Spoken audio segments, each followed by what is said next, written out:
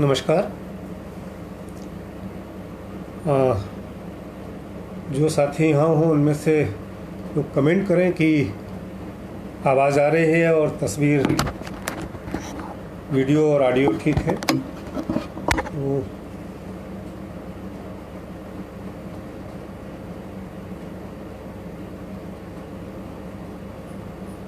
Hello, okay, ऐसा लग रहा है कि आवाज़ पहुंच रही है। सभी साथियों को नमस्कार। आवाज़ ठीक है कि नहीं, इतना थोड़ा बताने का कष्ट करे कोई साथी कि हिंदी कविता की तरफ से मैसेज आया है, कृपया ये बताएं आवाज़ ठीक आ रही है कि नहीं। Okay, thank you Rajneesh. और अभी सविता सिंह जी ने बातचीत की और मैं भी उनका एक श्रोता था। बहुत सारे मित्र आ गए हैं, रविंद्र व्यास हैं और पहले से बहुत सारे मित्र हैं। और अब कुछ बातचीत शुरू की जाए। देखिए, दो बातें जो पहले कहना मुझे ज़रूरी लग रहा है कि एक तो एक शोक संदेश की तरह यह एक मैं बात कहने जा रहा हूँ कि नंदकिशोर नवल जी प्रगतिशील और मूर्धन्य आलोचक, उनका देहावसान हुआ है, तो वह एक गहरी क्षति है। मैं उन्हें, उनकी स्मृति को प्रणाम करता हूँ और उन्हें श्रद्धांजलि देता हूँ। और दूसरी जो बात है वो ये है कि हमने हमारे प्रधानमंत्री जी का एक वक्तव्य सुना। जाहिर है कुछ बातें वहाँ से भी हम देखने का, सोचने का, विचार करने का यत्न करेंगे, क्योंकि विषय जो हिंदी कविता ने हमको दिया है, जो दरअसल एक सामान्य और कॉमन विषय की तरह रख दिया गया है कि साहित्य की राजनीति और कविता का वर्तमान। और इस बात से मैं सहमत हूँ, जैसा कि सविता सिंह जी ने थोड़ा सा इशारा किया कि साहित्य की राजनीति का अर्थ हमारे लिए वह कतई महत्वपूर्ण नहीं है जो साहित्य के भीतर की एक राजनीति होती है, जो साहित्यकारों की राजनीति हो सकती है, समय विशेष में व्यक्तियों की राजनीति हो सकती है। वह एक अलग तरह का विषय है और उस विषय की व्यापकता से उसका बहुत थोड़ा संबंध है। इसलिए हम साहित्य की राजनीति पर बात करना चाहेंगे। वो मेरे लिए अधिक बड़े क्षेत्रफल का, बड़े महत्व का विषय है। दूसरा यह कि हम बात को दरअसल किन दृश्यों से शुरू करें। एक देखिए, कई ऐसे शब्द हैं हमारे जीवन में जो अचानक राजनीतिक हो जाते हैं, जिनके मायने राजनीतिक हो जाते हैं। आत्मनिर्भरता कल शाम से पहले हमारे लिए उतना राजनीतिक शब्द नहीं था।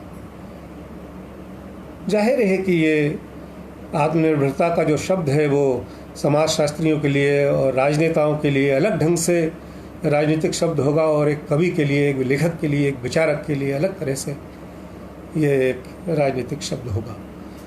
यह जो वक्तव्य है आत्मनिर्भरता का, विश्व कल्याण का, जो लोग सारे संसार का कल्याण करना चाहते हैं और जिनकी दृष्टि बिल्कुल पास में नहीं जाती है, जिनकी दृष्टि पैदल चलने वालों पर नहीं जाती है, जो उनके ही देश में चल रहे हैं, ये अलग ही किस्म की एक शरणार्थी और रिफ्यूजी समस्या है कि जिसमें लोग देश का बॉर्डर पार नहीं कर रहे हैं, जिसमें दूसरे देश में नहीं जा रहे हैं, अपने ही देश में वो शरणार्थी हैं, अपने ही देश में एक ऐसी महान पैदल यात्रा कर रहे हैं।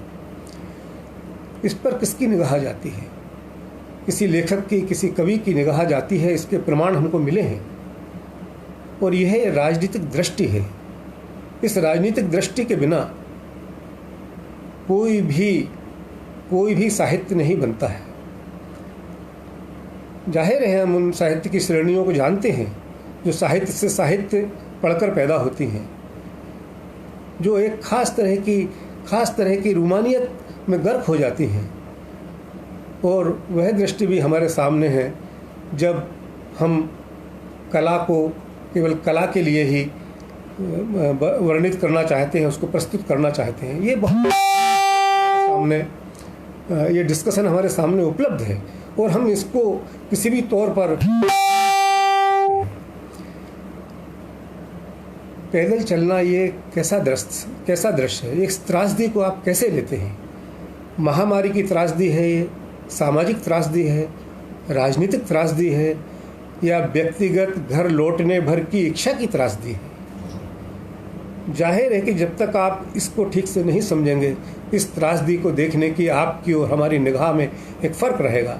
एक लेखक की निगाह में, एक राजनीतिक व्यक्ति की निगाह में, एक तात्कालिक किस्म की सत्तावादी राजनीति की निगाह में फ़र्क रहेगा। इस फ़र्क को हम लेखक बार बार रेखांकित करना चाहते हैं और ये रेखांकित करने की जो प्रक्रिया है, जो साहित्य के जरिए, साहित्य के माध्यम से जब होती है, तो साहित्य की राजनीति का एक वक्तव्य सामने आता है, साहित्य की राजनीति का एक प्रकार सामने आता है। और ये तात्कालिक राजनीतिक दृष्टि नहीं हो सकती है, इसको आप तत्काल अर्जित नहीं कर सकते हैं कि कोई दृश्य देखा और कोई इस समय आपकी दृष्टि हो गई। यदि वो आपके पास दृष्टि पहले से नहीं है, सुविचारित नहीं है, आपके पास वो दृष्टि आपने संपन्न नहीं की है अपनी किसी प्रक्रिया के तहत, आत्मसंघर्ष के तहत, तो वो दृष्टि आप में आ नहीं सकती है। और इसलिए कविता में फ़र्क हो जाता है। तो ये राजनीति क्या है? ये किसी राजनेता की राजनीति नहीं है जिसको एक भौगोलिक क्षेत्रफल जीतना है, जिसको एक जगह का सत्ताधीश होना है, मठाधीश होना है। यह एक लेखक की जब राजनीति होती है तो ये व्यापक मानवीय सरोकारों की राजनीति होती है। उसके लिए उसका भूगोल बहुत छोटा सा नहीं होता है। एक विधायक का एक क्षेत्र हो सकता है, एक सांसद का क्षेत्र हो सकता है, एक प्रधानमंत्री का क्षेत्र हो सकता है। लेखक का क्षेत्र बड़ा होता है और कई बार उसे पता नहीं होता है कि उसका क्षेत्र कितना बड़ा है। जाहिर है वो संकुचित नहीं होता है, उसकी संख्या कम हो सकती है, उसके वोटर कम हो सकते हैं, लेकिन उसका क्षेत्र बड़ा होता है। इसलिए यह राजनीति हमारे लिए जीने मरने की राजनीति है। इस राजनीति को हम बिल्कुल कहते हैं कि साहित्य में राजनीति है और होना चाहिए। मेरी अपनी राय भी है और ये राय एक संवेद राय भी है। और साहित्य की राजनीति हमारे लिए क्या है? वो विचार की राजनीति है। विचार की राजनीति, और विचार की राजनीति, जाहिर है राजनीति का भी एक विचार होता है, तो विचार की भी एक राजनीति होती है। और तमाम राजनीतियों के बीच में से हम एक चुनाव करते हैं। ये हमारी चुनाव की हुई चयनित राजनीति है, चयन की गई राजनीति है। ये कोई फैशन की नहीं है, ये कोई मौका परस्ती की राजनीति नहीं है, अवसरवाद की राजनीति नहीं है। हम जब असफल होते हैं, जब अकेले होते हैं, जब हम अल्पसंख्यक होते हैं विचार में, या किसी एक जगह अल्पसंख्यक पड़ जाते हैं, तब भी हम अपनी राजनीति के तर्क को, राजनीति के औचित्य को और हमारी राजनीति क्या होना चाहिए इसको हम प्रतिपादित कर पाते हैं। जो लोग कहते हैं कि राजनीति नहीं होना चाहिए, उनसे एक सीधा सवाल है, जो सवाल बहुत लोग कर चुके हैं, मैं उसको दोहरा रहा हूँ। राजनीति नहीं है मतलब विचार नहीं है, तो क्या आप थॉटलेस कविता, थॉटलेस साहित्य की पैरवी करना चाह रहे हैं? जो लोग थॉटलेस साहित्य की पैरवी करते हैं उन पर गहरा संदेह व्यक्त मैं करता हूँ और करना चाहिए। हमारी कोई सा भी साहित्य, अच्छा साहित्य थॉटलेस नहीं हो सकता, और थॉट होगा तो उसमें राजनीति होगी। थॉटफुलनेस कई तरह से हो सकती है। देखिए, कई बार राजनीति उतनी सतह पर नहीं दिखती है, लेकिन यदि विचार है तो उसके भीतर की सतहों पर राजनीति होती है। आप कोई सा भी दर्शन ले लीजिए, आप गांधी दर्शन ले लीजिए, मार्क्स का दर्शन ले लीजिए, आप फ्राइड का दर्शन ले लीजिए, आपको एक राजनीति का चुनाव उसमें हो जाएगा। और कई दर्शन ऐसे होते हैं जो आपको बाध्य करते हैं कि आप उन पर विचार करें। यदि आप उन पर विचार नहीं करते हैं तो आप लेखक नहीं हो सकते हैं।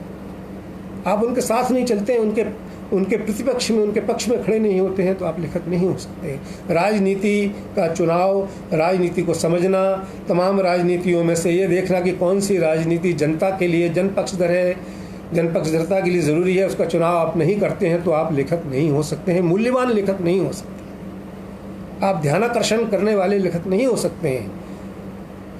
ये बात मैं बहुत जवाबदारी के साथ और पूरी शक्ति के साथ कहना चाहता हूँ।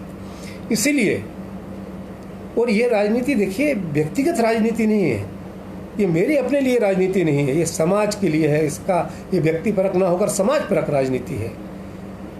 इसलिए जब मुक्तिबोध, गजानन माधव मुक्तिबोध जब ये वाक्य लिखते हैं कि जीवन विवेक ही साहित्य विवेक है, जीवन विवेक ही साहित्य विवेक है, तो ये मार्गदर्शी वाक्य की तरह आप इसको पढ़ सकते हैं।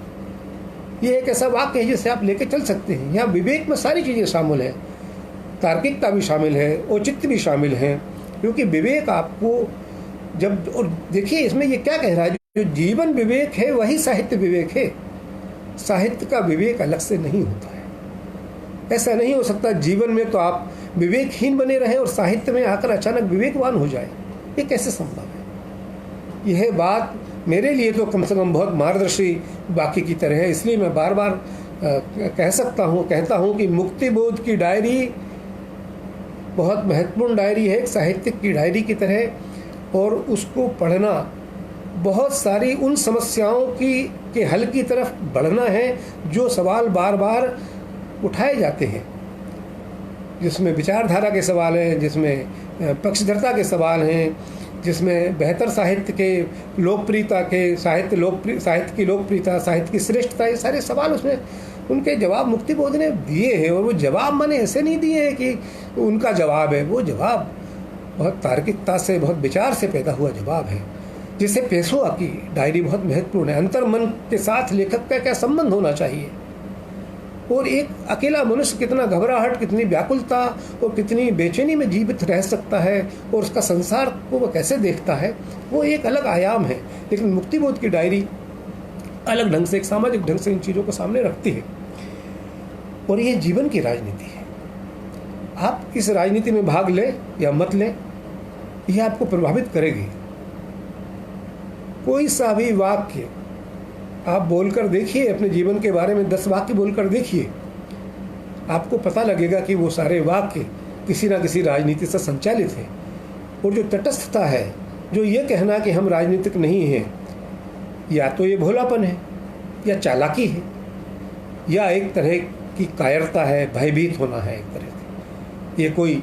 ये भी एक तरह की बड़ी खतरनाक संदेहास्पद राजनीति है।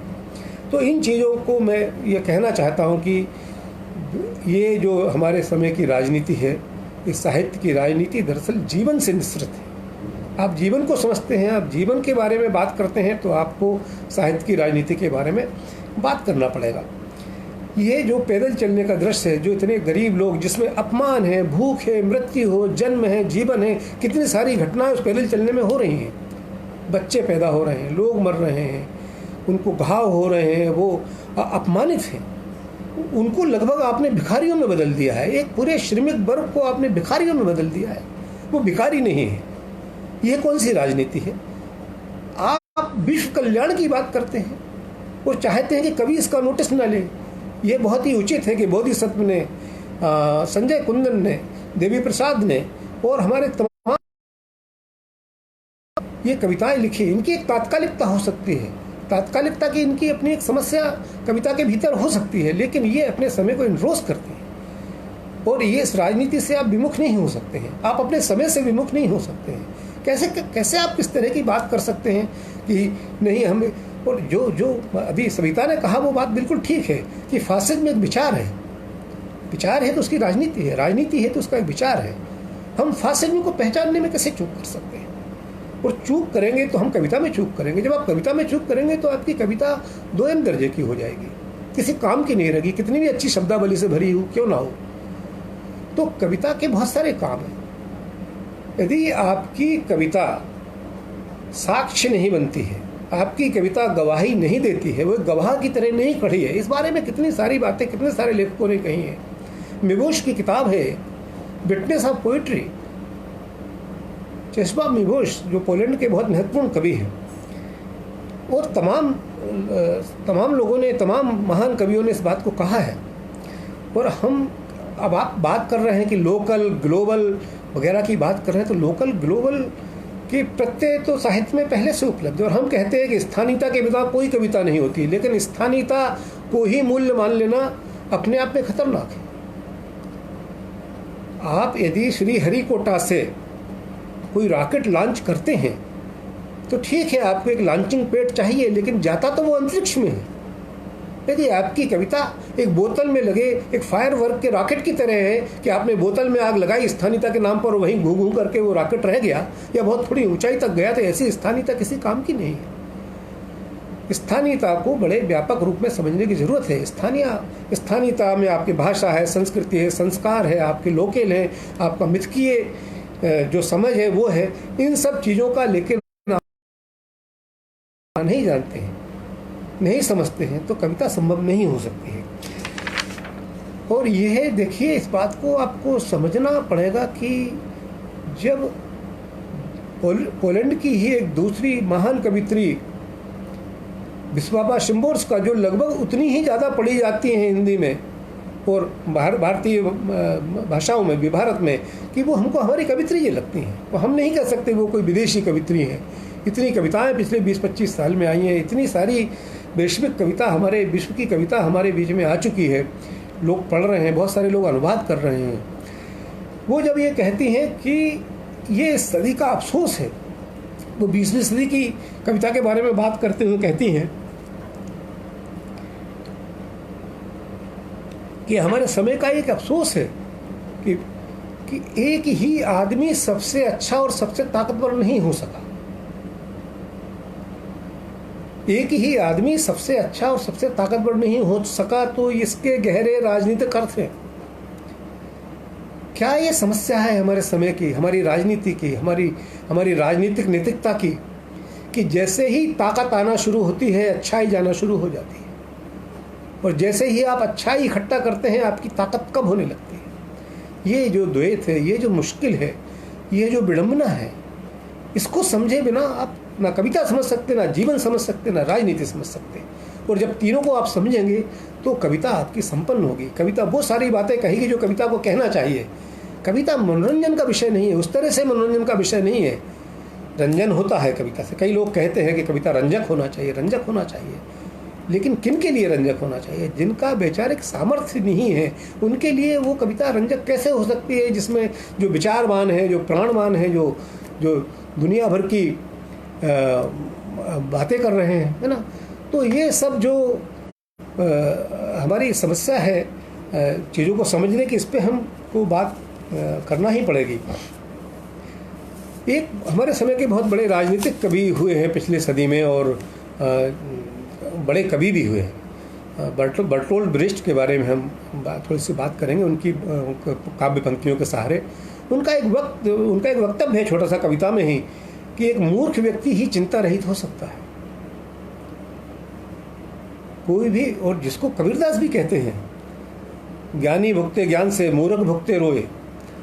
तो आप इस बात को समझिए कि हमारे समय की जो चिंता है, उनसे आप अलग नहीं हो सकते, और वो चिंताएं अंततः राजनीति की तरफ जाती हैं, ले जाती हैं आपको, उस राजनीति को समझने की तरफ आपको ले जाती हैं। अभी कुछ दिन पहले हमारे यहाँ सामने सैनिकों की समस्या आई कि सैनिकों जो कुछ, उनको जो चीज़ें दी जानी चाहिए वो नहीं दी जा रही हैं, उतनी नहीं दी जा रही हैं जिसकी कि वो हकदार है, जिसकी उनको ज़रूरत है। ब्रेख्ट ने इस पर बहुत पहले एक कविता पंक्ति लिखी है, बहुत अच्छी कविता पंक्ति है, कि यदि आप किसी सैनिक को स्वेटर या कोट या गर्म पैंट नहीं देंगे तो वो फिर केवल गर्मियों में ही बहादुर होगा। वो केवल गर्मियों में ही बहादुर रह सकेगा, क्योंकि सर्दियों में तो उसके पास खड़े होने के लिए आपने उसको कोई चीज़ मुहैया नहीं कराई है। तो ये समझ कविता में यदि पैदा हुई है तो इसलिए हुई है कि उन्होंने जीवन को, राजनीति को गौर से देखा है, मनुष्य की ज़रूरतों को समझा है। दूसरा, आप देखिए कि कोई सी भी, केवल मैं कविता की बात नहीं कर रहा हूँ, कोई सी भी कला यदि हमारे समय से संबद्ध नहीं है और अपने समय को सही ढंग से डिकोड नहीं करती है, अपने समय की राजनीति को ठीक से नहीं समझती है, वो यदि फासिस्ट को फासिस्ट नहीं कहती है, वो यदि गलत दक्षिणपंथ को दक्षिणपंथी की समस्याओं के साथ नहीं देखती है, वो यदि वामपंथ को उसकी अपनी समस्याओं के साथ नहीं देखती है और उसकी ताकत के साथ नहीं देखती है, तो फिर आप कविता या लेखन नहीं कर सकते, या करेंगे तो वो महत्वपूर्ण लेखन नहीं होगा। मैं दोबारा कहना चाहता हूँ, पिकासो जैसा चित्रकार भी जब गुएर्निका बनाता है, गुएर्निका की तस्वीर बनाता है और ब्लैक एंड वाइट बनाता है, रंग को छोड़कर बनाता है, तो वह एक कला है जो सीधे संबोधित होती है। तो चाहे आप भाषा में लिखें, चाहे आप रंगों में लिखें, चाहे आप संगीतकार हों, आप अपना पक्ष ले सकते हैं। संगीत में भी हम जब बात करते हैं तो हम जैज संगीत की भूमिका को नहीं भूल सकते हैं। तो कोई सा भी आप ऐसा नहीं है कि आप भाषा में बात कर रहे हैं तो ही आप राजनीतिक हो सकते हैं या राजनीतिक होना चाहिए। आप बिना अपना राजनीतिक कमिटमेंट बताए लेखन नहीं कर सकते। कर सकते हैं, कर रहे हैं, मैं उस रूप में नहीं कह रहा हूँ वो महत्वपूर्ण लेखन नहीं कर सकते, पर आप मानते हैं कि आप महत्वपूर्ण लेखन कर सकते हैं तो हमारा आपसे विरोध है, हमारा आपसे असहमति है और वो रहेगी और हम उसको लिखकर बोलकर बार बार कहेंगे और आप अपनी बात कह सकते हैं और ये हमारा अधिकार है। इसलिए वो कहते हैं कि अंधेरे समय में हाँ अंधेरे के गीत गाए जाएंगे, ब्रेस्ट कहते हैं। और वो ये भी कहते हैं कि जो आलोचना के, जो हमारे समय की सभ्यता की आलोचना के जो उदाहरण होते हैं वही कला के उदाहरण भी होते हैं। कोई कला आसमान से नहीं आती है, कोई कला वायवीय चीज़ नहीं है। जो ये मानते हैं कि कविता और कला इस संसार से कोई स्वायत्त चीज़ है वो नहीं समझते। मेरा मानना है कि वो कविता भी नहीं समझते हैं, वो कला भी नहीं समझते हैं। और ये बातें और ये विचार बार बार बहुत कई तरह से प्रकट हैं। देखिए कि आप गरीबी को कैसे समझेंगे। एक कविता है, ब्रेस्ट की ही कविता है कि जब आप एक आदमी को लगातार कम तनख्वाह देते हैं तो वो केवल गरीब नहीं रह जाता, वो कुछ हद तक कुछ सीमा में कायर भी हो जाता है। गरीबी आपको कायर बना सकती है। हमारे बहुत सारे गरीब लोग जो इस समय देश में हैं वो कायर हो गए हैं क्योंकि उनके पास इतनी संपन्नता, इतना धन और इतनी गरीबी के कारण पैदा अशिक्षा है, इतनी अनिश्चितता है कि वो कई जगह कायर हो जाते हैं। लेकिन इसका एक पक्ष और है, तो ब्रेस्ट ने कहा है, उसके अलावा एक पक्ष और है कि बहुत ज़्यादा गरीबी आपको विद्रोही भी बना सकती है। उसके उदाहरण भी इस समाज में है। तो हम इन चीज़ों को इग्नोर नहीं कर सकते। और जो लोग कहते हैं कि हम तो साहब कला के लिए लिखते हैं, वही हमारा काम है और हमारी कविता तो मनोरंजन करती है, एक ख़ास तरह से मनोरंजन करती है, बहुत अच्छी साहित्यिक भाषा हम लिखते हैं। इसके बारे में भी ब्रेस्ट ने एक बहुत अच्छी बात कही है। जब फासिज्म में किताबें जलाई जा रही थी तो ब्रेस्ट की एक छोटी सी कविता है, द बर्निंग ऑफ बुक्स। तो जिस आदमी को इस बात का इंचार्ज बनाया गया कि हाँ कविताएं जलाई जाए, किताबें जलाई जाए, तो उसने देखा कुछ समय के बाद उसने पाया कि उसकी लिखी गई किताबें, वो खुद लेखक था, उसकी लिखी गई किताबें नहीं जलाई जा रही हैं। तो वो अचानक गुस्सा हो जाता है, उसके अंदर एक बोध पैदा होता है कि क्या मेरी कोई सी किताब ऐसी नहीं है जो इस फासिज्म के इस वक्त में जलाई जा सके। मेरे विचार क्या इतने ग्राह्य हैं इस फासिज्म को। तो क्या आपने कोई ऐसी किताब लिखी है कि वक्त आने पर एक अमानवीय संरचना, एक अमानवीय राजनीति उसको खतरनाक समझे। सोजे वतन जब्त हुआ था प्रेमचंद का। इतनी सारी कितनी किताबें हैं, सलमान रश्दी। अब वो केवल धार्मिक कारणों से नहीं हुआ, वो किसी फतवेबाजी से नहीं हुआ, उसके पीछे भी एक राजनीति है। क्योंकि धार्मिक जेस्चर्स और राजनीतिक जेस्चर्स ये मिले हुए हैं, इनका गठजोड़ है, जिसमें तीसरा गठजोड़ कारपोरेट का होता है, पूंजी का होता है। इन सब चीज़ों को आप समझेंगे कब, जब आप राजनीति के लिए अपने आप को ओपन करेंगे। और आर्ट और साइंस, ये भी सब ज्ञान के विभिन्न तरीके हैं जानने के। मार्क्सवाद की मुश्किल क्या है? ब्रेस्ट कहते हैं मार्क्सवाद की मुश्किल क्या है कि इसकी सबसे बड़ी मुश्किल ये है कि इसे कोई भी समझ सकता है, और मूर्खता इसे मूर्खता मानती है, मलिनता इसे मलिनता मानती है, गंदगी इसे गंदगी मानती है। लेकिन ये मूर्खता के खिलाफ है, मलिनता के खिलाफ है, गंदगी के खिलाफ है, इसलिए विद्वता इसे विद्वता भी मानती है। और ये कोई पहेली नहीं है मार्क्सवाद, ये हल है, कई चीज़ों का हल है। कम्युनिस्ट पार्टियां क्या करती हैं, मार्क्सवाद को कैसे समझती हैं, इसके कई खराब उदाहरण भी हमारे सामने हैं। हम उनके बारे में भी कोई बात करने के लिए तैयार हैं, लेकिन हम दर्शन की तरह मार्क्सवाद को मैं बात कर रहा हूँ समझने की। कम्युनिस्ट पार्टियां ने कैसे उसको ट्रांसलेट किया, कितनी ऊंचाई तक, कितनी अच्छाई तक वो ले गई और कहाँ कैसे असफलता हुई, मैं उस पॉलिटिक्स की भी बात नहीं कर रहा हूँ। पर दर्शन की तरह मार्क्सवाद हमारे सामने एक बड़ा राजनीतिक टूल है, औजार है, और हमारी समझ को विकसित करता है, हमें अंधविश्वासों से रोकता है, हमें वैज्ञानिक दृष्टि देता है। एक बात और मैं आपको, श्रीकांत वर्मा ने ऑक्टेवियो पाज का एक इंटरव्यू लिया था जो उनकी किताब में 20वीं शताब्दी के अंधेरे में दर्ज है। उसमें आप देखिए कि उस किताब में वो ऑक्टेवियो पाज से जब बात करते हैं 1962 के 63 की का एक इंटरव्यू का हिस्सा है और एक 68 का, माने आज से 50 साल से पहले की बात है लगभग। उसमें जो उन्होंने ऑक्टेवियो पाज ने 2 बातें कही थी, 3 बातें कही थी, मैं उनको यहाँ उद्धृत करना चाहता हूँ। ये एक दूसरे विषय की तरफ मैं जा रहा हूँ। उनसे पूछा कि इस समय भारत में आपको भारतीय बुद्धिजीवियों में, भारतीय साहित्यकारों में किस बात की मुश्किल नज़र आती है? तो उन्होंने कहा कि यहाँ बुद्धिजीवी समझे जाने वाले लेखकों में, बुद्धिजीवियों में भी बुद्धिजीविता का वातावरण नहीं है। वो बुद्धिजीविता का वातावरण नहीं बनाते। यह समस्या क्या आज तक नहीं चली जाती है कि हम लोग अपनी निजी बातों में, निजी गोष्ठियों में, निजी चीज़ों में, या एक व्यापक जब बात करना होती है तो हम बहुत सारे सरलीकरणों में चले जाते हैं और बुद्धिजीविता के माहौल को, जिसको हम अन्यथा सृजित करने की स्थिति में रहते हैं, उसे हम नष्ट कर देते हैं। दूसरा, उन्होंने कहा कि श्रेष्ठता और लोकप्रियता बात करते हुए उन्होंने अपने सामने रखा एक ऑक्टेवियो पाज ने एक स्पेनिश भाषा का एक छोटा सा टेबलाइड उठाया और कहा, देखिए ये बहुत ही कम महत्वपूर्ण एक अखबार है जिसमें ये बताया गया है आज के परिशिष्ट में कि इसमें ज्यापाल सार्त्र की किताब की समीक्षा है, सिमोन द बूवियर का एक लेख है, ऑडेन की कविताएं हैं। ये एक ऐसा अखबार है जो बहुत लोकप्रिय नहीं है और बहुत श्रेष्ठ भी नहीं माना जाता साहित्यिक हलकों में, लेकिन हमारे यानी भारतीय अखबारों में, चाहे वो अंग्रेजी का हो चाहे हिंदी का अखबार हो, वो किस तरह का साहित्य परोसता है? वो श्रेष्ठ है जो कुछ भी उसको लोकप्रिय बनाने की कोशिश नहीं करता है। जो कुछ भी श्रेष्ठ साहित्य है उसको लोकप्रिय बनाने की कोशिश उन सब लोगों को करना पड़ेगी जो किसी तौर पर उस लोकप्रियता को आगे बढ़ा सकते हैं या जिनके पास एक लोकप्रिय प्लेटफॉर्म है। आज ये हिंदी कविता ये काम कर रही है, मान लीजिए कोशिश कर रही है, लेकिन यदि कंप्रोमाइज हो जाती है, ये कुछ चीज़ें श्रेष्ठ चीज़ों को सामने लाने की कोशिश करती है और कुछ जगह सिर्फ लोकप्रिय चीज़ों को लाने का काम करती है, तो वो कंप्रोमाइज हो जाएगी, उसकी विश्वसनीयता संकट में आ जाएगी।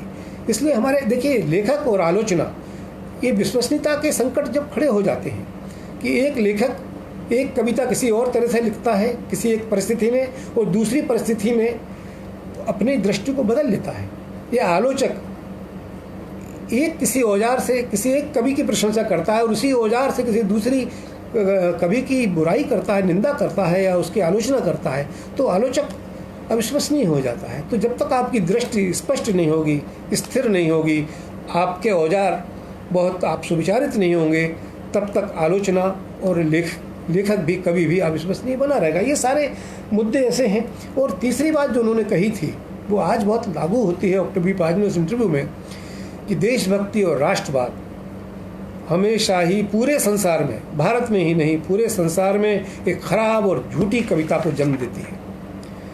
इस बात को हमको आज याद रखना पड़ेगा। कविता का वर्तमान हम बात करें तो ये कविता के वर्तमान से भी संबंधित सारी बातें हैं। देखिए कविता के वर्तमान के बारे में बात करते हुए हमको रियलिटी के बारे में बात करना पड़ेगी, वास्तविकता के बारे में बात करना पड़ेगी कि आप वास्तविकता को कैसे देखते हैं।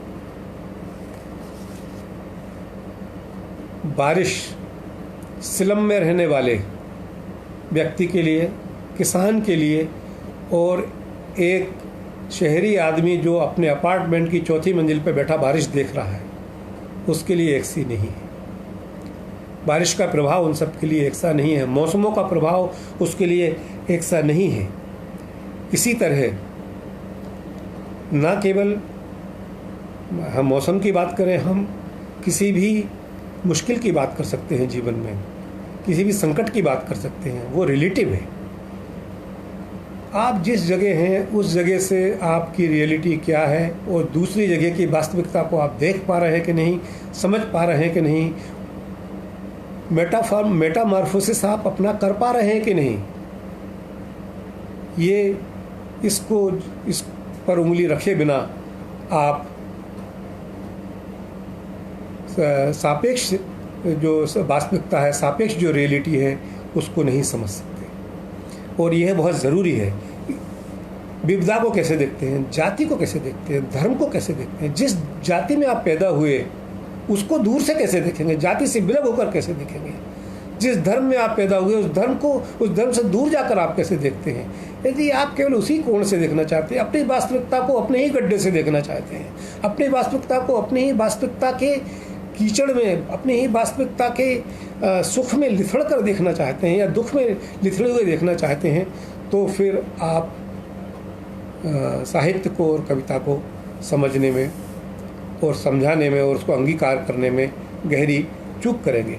यही कारण होता है कि केवल आवेग से, अनुभव से, व्यग्रता से, संवेदना से और ज्ञान से कविता नहीं बनती है। इन सब के मिश्रण से बनती है और कई बार प्रतीक्षा करने से कविता बनती है।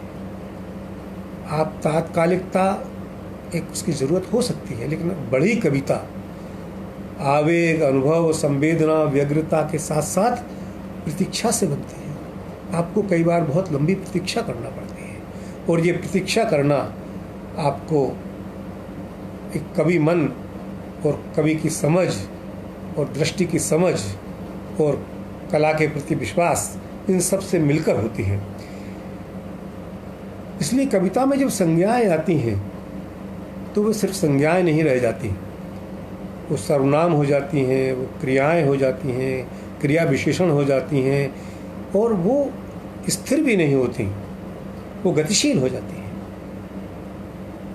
यह और हमारे समय की जितनी महत्वपूर्ण कविता है, जिसको हम महत्वपूर्ण मानते हैं, उनमें इन सब चीज़ों का यौगिक है। वो इन सब तत्वों का कहीं ना कहीं उनका समावेश है। इसलिए हम उसको महत्वपूर्ण और उल्लेखनीय कविता मानते हैं, कहते हैं। उनके नाम भी मैं आपको कुछ बताऊंगा, कुछ उदाहरण दूंगा, और संज्ञाएं भी और ये क्रिया विशेषण भी सब रूपक अलंकार में तब्दील हो जाते हैं, बिंबों में तब्दील हो जाते हैं। इसलिए दृष्टि का प्रश्न आता है कि आप दुनिया को देखते कैसे हैं। यदि आप गैलीलियो और डार्विन और आइंस्टाइन और बर्ट्रैंड रसल इनकी निगाह से देखते हैं या किसी धार्मिक अंधविश्वास की तरह देखते हैं, ये पृथ्वी की उत्पत्ति कैसे हुई इसको आप कैसे देखते हैं, ये संसार कैसे चल रहा है इसको कैसे देखते हैं, राजनीति की क्षणभंगुरता और उसकी कर्कशता और उसकी क्रूरता और उसकी पाशविकता को कैसे देखते हैं, उसको ऐतिहासिक क्रम में देखते हैं नहीं देखते, उसके वर्तमान के खतरे को कैसे समझते हैं। ये सारी जो दृष्टि हैं या जो पहले से आविष्कृत दृष्टि हैं, जो जड़ हो गई हैं, उनसे देखते हैं। इन सब चीज़ों, इन सब सवालों से जूझना ही आत्मसंघर्ष होता है। इसलिए जब रिल्के की कविता में बार बार उद्धृत करता हूँ, रिल्के जब एक कहते हैं for the sake of a poem, for the sake of a poem, एक कविता लिखने के लिए क्या चाहिए। वो कहते हैं एक कविता लिखने के लिए आपको बहुत सारे शहर देखना है, उनके नागरिक देखना है। आप लोगों को प्रजा की तरह देखते हैं कि नागरिक की तरह देखते हैं। आप नैतिकता का कानून चाहते हैं, धर्म की चीज़ों का कानून चाहते हैं, या राज्य के कानून से दुनिया को अब देखना चाहते हैं। आप पेड़ पौधों को कैसे देखते हैं, खिलते हुए फूल को कैसे देखते हैं, आप तकलीफ को, पीड़ा को कैसे देखते हैं, आपके लिए कौन सा आपका वर्जन क्या होता है, आप विविधता को कैसे देखते हैं। ये रिल्के कहते हैं कि कविता लिखने के लिए आपको कई समुद्रों को पार करना पड़ता है, कई पहाड़ों को पार करना पड़ता है, अपने बचपन में जाना पड़ता है और पलट कर देखना पड़ता है। थोड़ा सा पलट कर देखना नॉस्टैल्जिया नहीं है, पलट कर देखना चीज़ों को ऐतिहासिकता में, अपनी परंपरा में देखना है, लेकिन नई दृष्टि के साथ देखना है। यदि आपने वो दृष्टि अर्जित नहीं की है, आपकी दृष्टि वैज्ञानिक दृष्टि नहीं है, और वैज्ञानिक दृष्टि का विज्ञान से कोई संबंध उस तरह से नहीं है, वैज्ञानिक होने से संबंध नहीं है।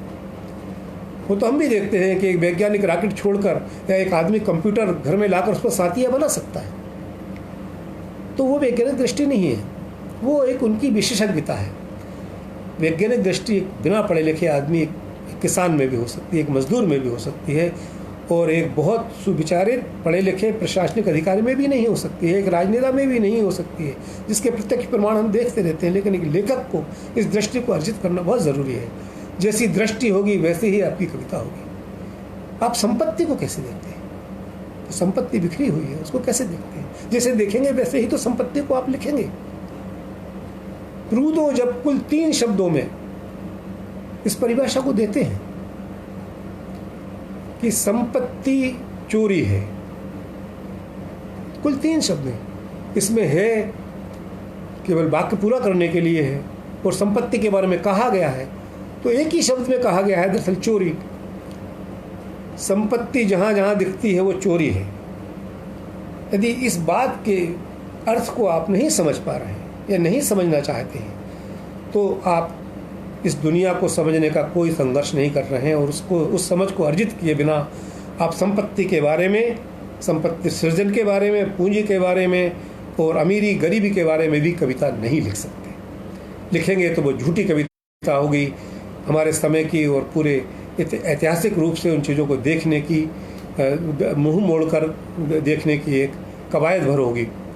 इसलिए मार्क्स जब कहते हैं, एक पंक्ति लिखते हैं अपने घोषणा पत्र में, कम्युनिस्ट पार्टी के घोषणा पत्र में, मैनिफेस्टो में, कि परिवार स्त्री शोषण के केंद्र हैं। कुल एक वाक्य, इससे कितना बड़ा विमर्श पैदा हुआ है। उससे ही वर्जीनिया वुल्फ आगे बात करती हैं, उससे ही सिमोन द बोगो आगे बात करती है, और उससे ही हमारे समय की अभी जो मुझसे पहले बोल रही थी कवित्री सविता सिंह या नीलेश रघुवंशी या जो दूसरी महत्वपूर्ण कवित्रियाँ हैं वो सब बात करती हैं। जब हम एक पंक्ति को समझने की कोशिश करते हैं तो उससे हमको जीवन दृष्टि मिलती है, उससे हमको साहित्य को, राजनीति को, इस दुनिया को समझने की दृष्टि मिलती है। इसलिए आपको वैज्ञानिक दृष्टि अर्जित करना बहुत बड़ा मूल्यवान काम है। गैलीलियो नाम का पूरा नाटक बर्टोल्ट ब्रेस्ट ने इसी बात को लेकर लिखा है कि हमें कैसी जीवन दृष्टि अर्जित करना चाहिए। और ये राजनीतिक दृष्टि, इसलिए मैं मुक्तिबोध के उस बात पर आता हूँ कि जब ये राजनीतिक दृष्टि, ये सामाजिक दृष्टि हमको प्राप्त हो जाती है तो फिर हम जब जीवन में विवेकशील हो जाते हैं, जीवन में दृष्टिवान हो जाते हैं, तो हम साहित्य में भी विवेकशील हो जाते हैं, साहित्य में भी हम विवेकवान हो जाते हैं। और इसलिए ये जीवन की दृष्टि को अर्जित करना, कविता की पहचान, कविता की समझ को अर्जित करना है। और हम कौन से दर्शन में विश्वास करते हैं? आध्यात्मिक मोक्ष के दर्शन में विश्वास करते हैं या सामाजिक आर्थिक दर्शन में विश्वास करते हैं? कौन सा मोक्ष हमको कहाँ ले जाएगा? किस तरह के मोक्ष को हम पाना चाहते हैं? कविता का मूल्य आप कैसे तय करते हैं? देखिए कि हम जब नागार्जुन, त्रिलोचन, उसके पहले निराला, केदार, शमशेर, इन सब की जब बात काफ़ी हो चुकी है, मैं उनके बारे में बात नहीं करना चाहूँगा। इनको हम क्यों महत्वपूर्ण कवि मानते हैं? मुक्तिबोध, पाश, धूमिल, रघुवीर सहाय, विष्णु खरे, विनोद कुमार शुक्ल, चंद्रकांत देवताले से लेकर 8वें दशक के हमारे तमाम कवि, जिनमें से अधिकांश हमारे साथ हैं, हमारे साथ हमारे उपस्थित हैं।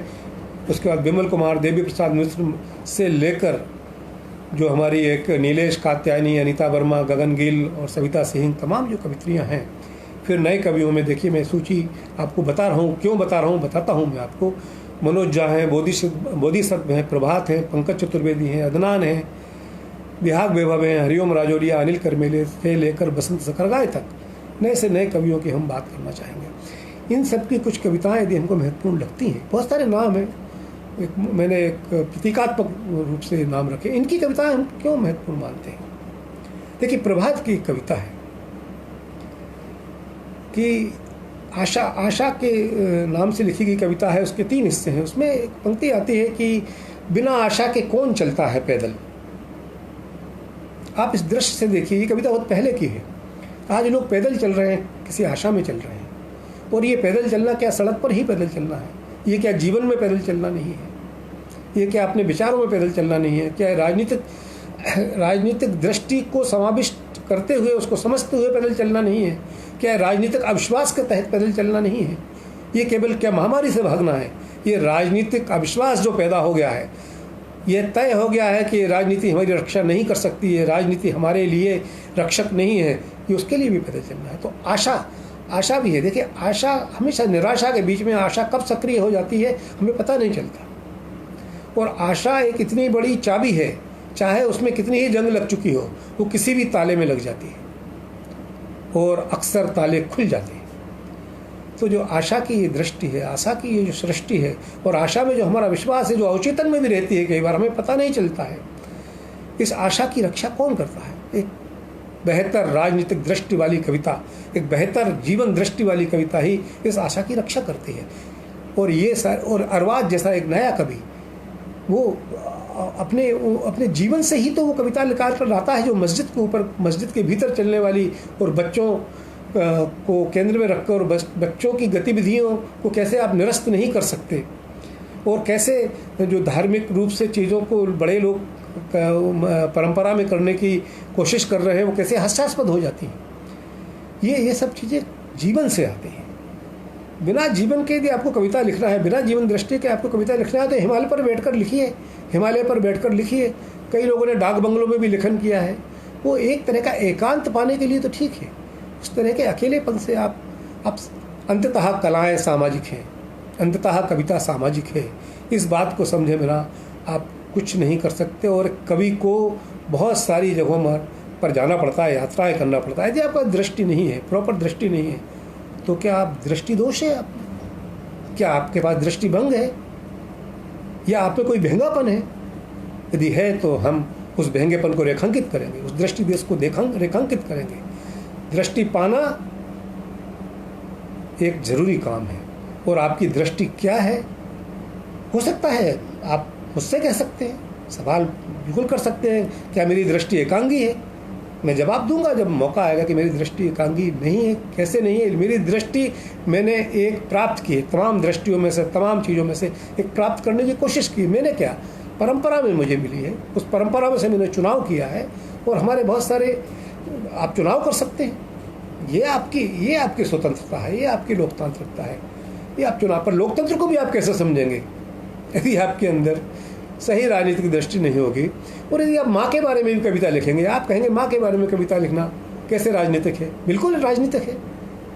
यदि आप फ्यूडल ढंग से अपनी फ्यूडल माँ को फ्यूडल मानकर, फ्यूडल समाज की जो माँ की एक छवि है उसको लेकर कविता लिखेंगे, यदि आप सोचेंगे जो पल्लू डाल ले वही मेरी अच्छी स्त्री है, वही अच्छी माँ हो सकती है, जो सब कुछ अपना समर्पित कर दे बच्चों के प्रति, परिवार के प्रति, केवल वही माँ है, आप उसी को माँ मानते हैं, और एक माँ के जो दूसरे संकट है, एक स्त्री के रूप में उसके जो संकट है, उसको आप इग्नोर कर देंगे, तो इसका मतलब आपके पास वो राजनीतिक दृष्टि नहीं है। तो आप कैसी कविता लिख रहे हैं? तो हम उसको कैसे महत्वपूर्ण मानेगा? कोई भी आदमी उसको कैसे महत्वपूर्ण मानेगा?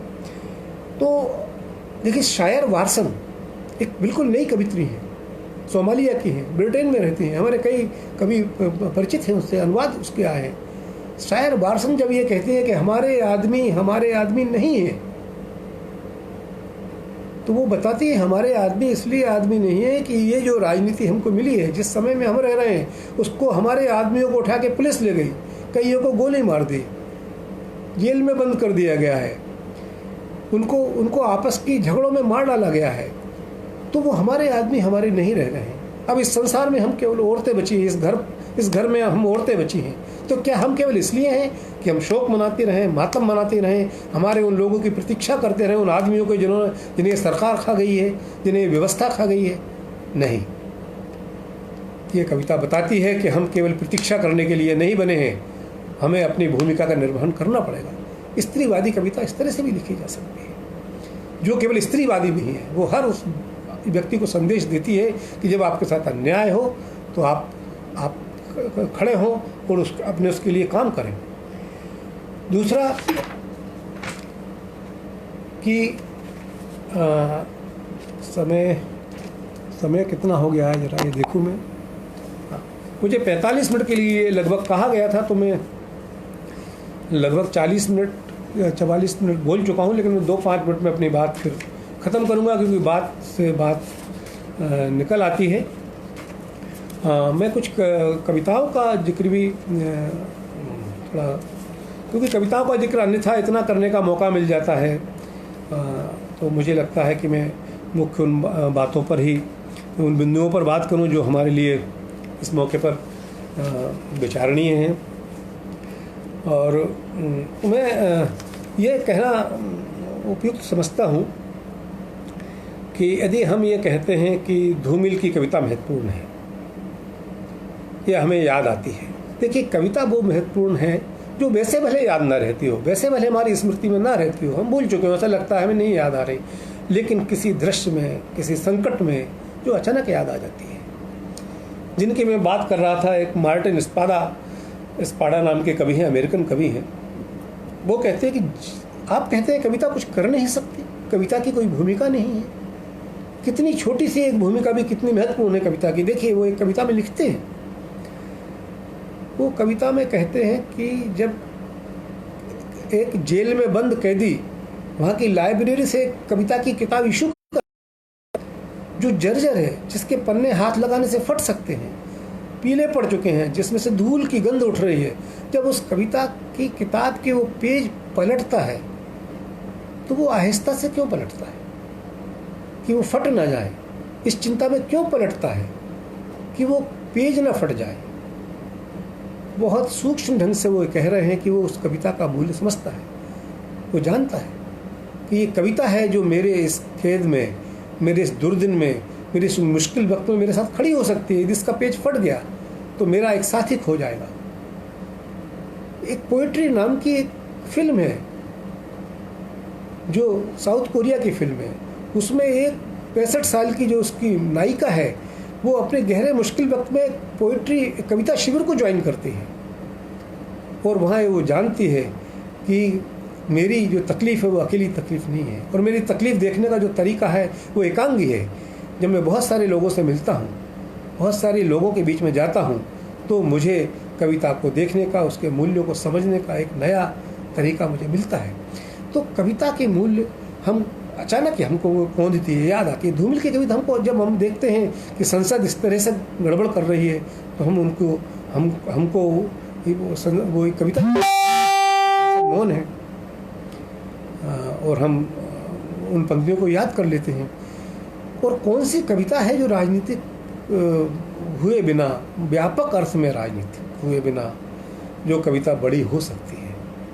वो ठीक है, हमारे संबंधों के आधार पर की जो कविताएं, जिनको हम महान कविताएं मानते हैं, होती हैं, लेकिन उनमें भी एक राजनीति विन्यस्त होती है कि वो संबंध किस तरह की राजनीति में जीवित है, वो पूंजीवाद में जीवित है, वो इस तरह की लोकतांत्रिकता में जीवित है, वो एक फ्रैक्चर्ड लोकतंत्रता में, एक ऐसी लोकतंत्र जो फ्रैक्चर्ड है, जो लोकतंत्र नहीं है, उसमें वो संबंध जीवित है। एकल परिवार के बारे में लिखी जाने वाली कविता, संयुक्त परिवार की स्मृति में लिखी जाने वाली कविता, और परिवार दो तरह से देखिए गड़बड़ हुए हैं, एकल भी हुए हैं और अकेले भी हुए हैं। तो यह कविता क्या राजनीतिक कविता नहीं है? क्या आप अचानक एकल हो गए, आप अचानक अकेले पड़ गए? ये बहुत बड़ी राजनीति, क्योंकि राजनीति समाज को बदलती है, और इसलिए हम कहते हैं कि कविता यह काम करती है कि उस समाज को बदल सके, समाज को क्वेश्चन कर सके, सवाल कर सके। एक अच्छी कविता सवाल करती है, जो कविता सवाल नहीं कर सकती। सवाल जरूरी नहीं कि वो प्रश्नवाचक चिन्ह लगाकर सवाल करे, वो सवाल यदि करती है, आपको सोचने को विवश करती है, महत्वपूर्ण कविता अपने आप हो जाती है। और जितने लोग जिनके हम नाम हमने लिए, और वो कवि इसलिए महत्वपूर्ण है कि वो सारे सवाल करते हैं या आपको सवालों के बीच छोड़ते हैं, और जवाब वो नहीं भी देते, क्योंकि सवालों के जवाब कई तरीके से निकल सकते हैं, निकाले जाने चाहिए। वो आपको विचार मग्नता की तरफ ले जाती है। जिस कविता से केवल रस की धार टपकती हो, वो विचार की धार उसमें शून्य हो, वो कविता हमारे लिए हमेशा एक मुश्किल पैदा करती है, हमेशा एक झूठ पैदा करती है, और उस कविता के हम खिलाफ हैं। हम अपना पक्ष बता रहे हैं, मैं बहुत सारे लोगों को शामिल कर रहा हूँ, ये मानकर कि मेरा अधिकार है, मैं उनकी कविता को जैसा समझता हूँ उस आधार पर उनको शामिल कर रहा हूँ। जो हमारे आसपास कवि हैं, जो मूल्यवान कवि हैं, मैं उनका प्रतिनिधि नहीं हूँ, मैं उनकी तरफ से बयान नहीं दे रहा हूँ, लेकिन मैं एक पाठक की तरह, एक उनके कवि और मैं खुद एक कवि और एक पाठक होने के नाते उनको शामिल कर रहा हूँ। इसलिए जो कहते हैं कि हम जीवन तो जिए, एक मध्यवर्गीय जीवन, एक बड़ा आरामदेह जीवन, और कीर्ति मिले हमको मुक्तिबोध की तरह, कीर्ति मिले हमको निराला की तरह। अरे भाई, ना आप ऐसा जीवन जी रहे हैं, ना आप में व्यग्रता या बेचैनी या घबराहट का घा भी नहीं है आप में, आप दूसरे के दुख से संचालित नहीं है तो बड़े ऊपरी तौर पर हैं। आप बहुत प्रेम से खाना खा लेते हैं, आपकी नींद नहीं उठती। गालिब कहे गए हैं कि भाई बिल्कुल, अभी रविंद्र व्यास ने लिखे हैं, कहा है, कल पंकज ने भी परसों कहा था, व्योमेश ने, कि कुछ नहीं तिलिस्म टूटेगा, न सत्ता का नहीं टूटेगा तो मेरा कायर तो टूटेगा। तो ऐसी बहुत सारी काव्य पंक्तियाँ हैं, मैं काव्य पंक्तियों का भी ढेर लग जाएगा। पर ये सब उनकी कविता, देखिए मंगलेश डबराल जब कविता लिखते हैं तो वो अलग तरह से एक शांत स्वर में, एक उनका स्वर है, उस स्वर में कविता लिखते हैं। राजेश जोशी जब लिखते हैं तो उनकी कविता का, उनकी पॉलिटिकल कहन का एक अलग तरीका है। जब मनोज कुमार झा लिखते हैं तो वो अलग ढंग से कविता को लिखते हैं। अनिल करमेले अपना एक संग्रह लेकर आते हैं, या बसंत सकरगाय जब एक हरसूद के बारे में कविता लिखते हैं। नरेश सक्सेना की एक कविता है, देखिए, कि मुझे एक सीढ़ी चाहिए, और वो उसमें कहते हैं कि मुझे वो सीढ़ी किले पर चढ़ने के लिए नहीं चाहिए, किले की दीवार पर चढ़ने के लिए नहीं चाहिए, मुझे नींव में उतरने के लिए चाहिए, क्योंकि मैं किले को जीतना नहीं चाहता, मैं किले को ध्वस्त कर देना चाहता हूँ। तो राजनीति, आपका कमिटमेंट, आपकी आकांक्षा इस दुनिया को बदलने की कई कई तरीकों से प्रकट होती है। असद ज़िद्दी का एक स्वर अलग ढंग से आता है, देवी प्रसाद मिश्र अलग ढंग से कविता लिखने की कोशिश करते हैं, बिमल कुमार अलग ढंग से करना, सबके तरीके अलग हो सकते हैं। हमें इनका अभीष्ट क्या है, ये चाहते क्या है। हमारे सामने बहुत सारे कवि ऐसे हैं जो बहुत अच्छी कहन के मालिक हैं, बहुत अच्छी भाषा में लिखते हैं, लेकिन उनका विचार पता नहीं चलता है। उनकी कविता अचानक जाकर शून्य में खो जाती है। हम उनकी प्रशंसा करते हैं, कई बार प्रशंसा करते हैं, लेकिन हम ये भी कहते हैं कि इनकी कविता कहीं नहीं जाती है। आप कविता को ऐसे हवा में आतिशबाजी की तरह नहीं चला सकते। आतिशबाजी सुंदर लग सकती है, लेकिन वो क्या कर रही है। हम इस तरह की चमकदार चीज़ों के फरेब में नहीं आ सकते। तो दोस्तों, बातें बहुत हैं, और कोई सवाल हो तो आप मुझे रविंद्र व्यास ने लिखा है कि मैंने उनके प्रिय कवि का नाम लिया, मंगलेश डबराल। देखिए, प्रिय कवि का नाम लेना, जिनके छूट गए नाम, वो ऐसा नहीं है कि मेरे लिए कम प्रिय कवि हों और मंगलेश डबराल कोई ज़्यादा प्रिय कवि हैं। वो सब हमारे लिए सारे प्रिय कवि हैं, जिनको हम महत्वपूर्ण मानते हैं, जिनकी एक कविता, 2 कविता, 10 कविता, 20 कविता। देखिए, एक किसी कवि की, कई बार महत्वपूर्ण कवि की 10-20 कविताएँ ही बहुत महत्वपूर्ण होती हैं, लेकिन वो 10-20 कविताएँ कितनी महत्वपूर्ण हैं, इसके अलावा एक बड़े कवि की सूचना इससे भी मिलती है कि उसने जो असफल कविताओं का ढेर लगाया है वो कैसी कविता है।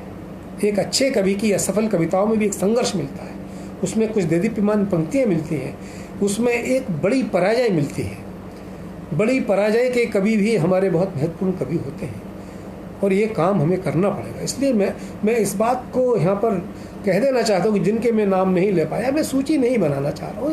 नाम आ गए, इसलिए नहीं कि ये कोई बहुत मेरे लिए अधिक महत्वपूर्ण कवि हैं और जो छूट गए वो कोई कम महत्वपूर्ण कवि हैं। मैं तो कहता हूँ कि सर्वेश्वर दयाल सक्सेना जो अपने उस समय के 5 प्रमुख कवि गिने जाते थे, उनमें से उनको कमतर थोड़ा सा देखा गया, लेकिन उनकी कविताएं भी हमको याद आती हैं। श्रीकांत वर्मा की ये कविता हम याद कर सकते हैं कि जिनके माथे पर रक्त का टीका है, राज्याभिषेक का यही तरीका है। वो अलग ढंग से अपनी कविता को ज़्यादा वोकल ढंग से कह पाते थे। तो ये अनंत किस्म की बातचीत है दोस्तों। और कविता आपको यदि लिखना है तो ये आपको दृष्टि संपन्नता हमको लाना पड़ेगा, हमको हमारे जो परंपरा में चीज़ें हैं उनसे संघर्ष करना पड़ेगा। बुद्ध का वाक्य है ना कि आप चीज़ों को केवल इसलिए मत मानिए किसी ने कह दी है। और एक बात और कि कविता को सुंदर बनाना है तो एक उसका वाक्य और है, देखिए, removal of excess is beauty. Removal of excess is beauty. अधिकता को, जो अति है, जो अतिरिक्त है, उसको आप हटा दीजिए, ब्यूटी निकल आएगी, सुंदरता बन जाएगी। जब एक मूर्तिकार, एक शिल्पकार जब मूर्ति बनाता है तो जो कुछ मिट्टी में, जो कुछ मिट्टी का लोंदा लेता है, जो पत्थर रहता है, उसमें से जो अतिरिक्त हटा देता है तो वो एक सुंदरता का निर्माण कर सकता है। कविता में आप अतिरिक्त शब्द हटा दीजिए, उसके लिए जो श्रम लगेगा, अतिरिक्त विचार हटा दीजिए, जो कुछ भी अतिरिक्त दिखता है उसको आप हटा दीजिए। रिमूवल ऑफ एक्सेस भी एक तरीका है, उसके लिए भी आपको दृष्टि चाहिए। आपने काम की चीज़ हटा दी तो गड़बड़, आपने बेकार की चीज़ रहने दी तो गड़बड़। तो ये कई चीज़ें हैं चीज़ों को समझने की। तो हम राजनीति के बिना कविता नहीं लिख सकते, प्रॉपर दृष्टि के बिना कविता नहीं लिख सकते, हम संवेदना के बिना कविता नहीं लिख सकते। हम वास्तविकता और रियलिटी को हम कैसे देखते हैं, हम जिन चीज़ों में हम जन्म से जो चीज़ें हमको मिल गई हैं उनमें हस्तक्षेप हम कैसे करना चाहते हैं, उनके बिना हम कविता नहीं लिख सकते। तो इस तरह की बातें हैं। और मुझे ये आग्रह किया गया था कि मैं बहुत समय ना लूं, और मैं खुद भी इस बात का पक्षधर नहीं हूं कि बहुत सारा समय लूं। कोई सवाल मुझे प्रकृति प्रेमी कवि का एक सवाल मुझसे आया है कि प्रकृति प्रेमी कवि अलग से नहीं होता है। प्रकृति कोई बहुत इतनी संक्षिप्त चीज़ नहीं है, मनुष्य भी प्रकृति है। सबसे पहली चीज़ जो मनुष्य की लिए है, और उसके मनुष्य को बचाने के लिए जितना भी पर्यावरण है वो बहुत बड़ा इकोसिस्टम है। उन सब के आप ऐसा नहीं हो सकता फूल पत्ती की तो प्रशंसा करो और इकोसिस्टम को भूल जाएं। ऐसे प्रकृति के कवि मैं उनकी बहुत सराहना नहीं करता हूँ। और ये भी मैं धीरे धीरे सीखा हूँ, शुरू में करता था। अब मुझे लगता है कि ऐसे केवल आप एक सुंदरता की सराहना की कविता लिख दें और उसको किसी ठीक है, एक कविता लिख दी, 2 लिख दी, लेकिन बाकी कविताएं आपकी, मैं एक कविता से नहीं जांचूंगा किसी को, ना एक कविता से कोई खारिज हो सकता है। इसलिए हम जब किसी अच्छे कवि के बारे में बात करते हैं, हमको जैसे यदि मान लीजिए निराला के बारे में बात करना है, या मंगलेश बराल के बारे में बात करना है, या धूमिल के बारे में बात करना है, या चंद्रकांत देवताल या विष्णु खरे के बारे में बात करना है, तो हम उनकी किसी खराब कविता को सामने रख के बात नहीं करेंगे। वो मूल्यवान हमारे लिए इसलिए हैं कि उन्होंने बहुत अच्छी कविताएं बहुत बड़ी संख्या में लिखी, वही हमारे लिए विचारणीय है। यदि मैं किसी की खराब कविताओं को सामने लाता हूँ, किसी महत्वपूर्ण कवियों की, तो ये मेरी उनको खारिज करने की पॉलिटिक्स हो सकती है। वो अपनी खराब कविताओं के कारण मूल्यवान नहीं है। इसलिए कोई नया कवि भी यदि अच्छी कविताएं लिखता है और ख़राब कविताएं भी लिखता है, कमतर कविताएं लिखता है, तो मेरा मूल्य उसकी अच्छी कविताओं से, वो कितनी अच्छी कविताएं लेकर हमारे सामने आ रहा है, ये देखना बहुत ज़रूरी है। और वही हमारे लिए मूल्य निर्धारण का विषय हो सकता है।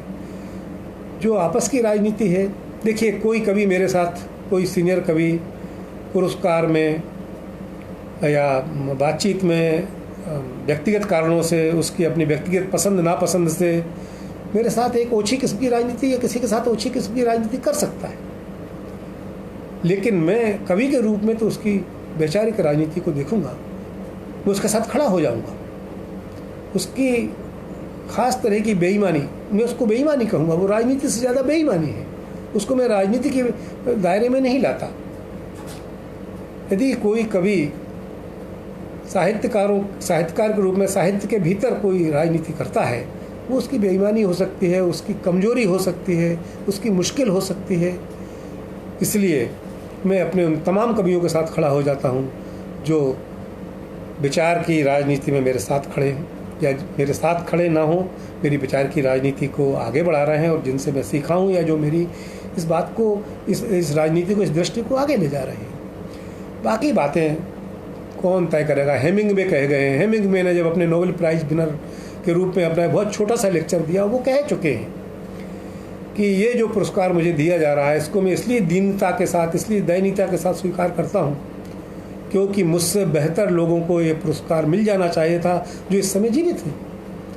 तो नोबेल पुरस्कार लेते हुए जब उस राजनीति को समझ रहे हैं वो, और कह रहे हैं कि मुझसे बेहतर लोग जीवित हैं, ऐसे कई पुरस्कार हैं राजनीति में जो हमसे बेहतर लोगों को नहीं दिए गए, हमसे कमतर लोगों को दिए गए। तो ये ठीक है, ये एक प्रॉब्लम है। इस प्रॉब्लम को हम दूसरे तरह से देखेंगे और ये प्रॉब्लम बना रहेगा। मनुष्यों के प्रॉब्लम है। एक बहुत अच्छा लेखक एक बहुत ख़राब किस्म का व्यक्ति भी हो सकता है, एक बहुत अच्छा लेखक एक बेईमान भी हो सकता है, कई तरह की बेईमानी कर सकता है। ये मूल्य निर्धारण ये कैसे होना चाहिए, एक लेखक को कितना कहाँ कितना अच्छा मनुष्य होना चाहिए, अच्छा मनुष्य की भी अपनी सापेक्षता है, ये सब विषय अलग हैं। मैंने कुछ उंगली उन पर रखी है और कहीं ना कहीं तो इस बात को समाप्त करना पड़ेगा, क्योंकि देखिए 60 मिनट लगभग हो गए, 60 मिनट हो गए हैं। मैं भले लगभग उसको एब्रप्टली मुझे बीच में रोकना पड़ रहा है। मैं आप सबसे विदा लेता हूँ। आप सबने ध्यान दिया, कुछ बातें कहने से छूट गई और कुछ बातें जो शायद मैं कहने नहीं बैठा था वो भी यहाँ कह दी गई हैं, और ये चर्चा चलती रहेगी। हम व्यक्तिगत तौर पर भी बाद में कभी करेंगे, सभाओं में भी करेंगे। और मैं बहुत सारे कवियों को प्यार करता हूँ इस समय जो लिख रहे हैं, बहुत सारे कवियों को ध्यान से देखता हूँ, और मैं हमारे जो कवि प्रसिद्ध कवि हैं उनको भी मैं कई बार उनकी कविता की आलोचना करता हूँ, और शायद ये उनके लिए, और मैं अपनी कविता और अपने खुद के लिए भी खुद को प्रस्तुत करता हूँ। धन्यवाद, नमस्कार। आप सबने ध्यान दिया, जो भी समय दिया, और हिंदी कविता के मंच को, और आशा करता हूँ कि कुछ बातें शायद आपके लिए इसमें विचारणीय निकलेंगी। प्रणाम।